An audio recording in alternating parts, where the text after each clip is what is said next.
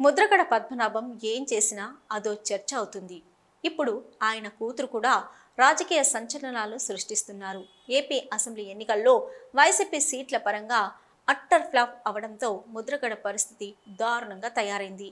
పిఠాపురంలో జనసేన అధినేత పవన్ కళ్యాణ్ని ఓడించకపోతే తన పేరును మార్చుకుంటానన్న ఆయన అన్నంత పని చేశారు. ఎన్నికల తర్వాత అయిందేదో అయిపోయింది అని ప్రజలు అనుకున్నా ముద్రగడ మాత్రం మాటంటే మాటే అనుకున్నారు.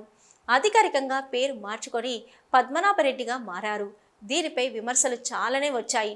ఎన్నికల సమయంలోనే తండ్రికి వ్యతిరేకంగా జనసేనకు సపోర్టు చేసిన ముద్రగడ కూతురు క్రాంతి తాజాగా మరోసారి ట్విట్టర్లో ట్వీట్ చేసి కలకలం రేపారు.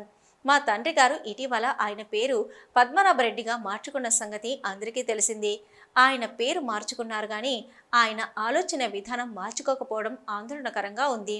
జగన్మోహన్ రెడ్డి గారిని ఏనాడు ప్రశ్నించని ఆయనకు పవన్ కళ్యాణ్ గారిని ప్రశ్నించే అర్హత ఉందా?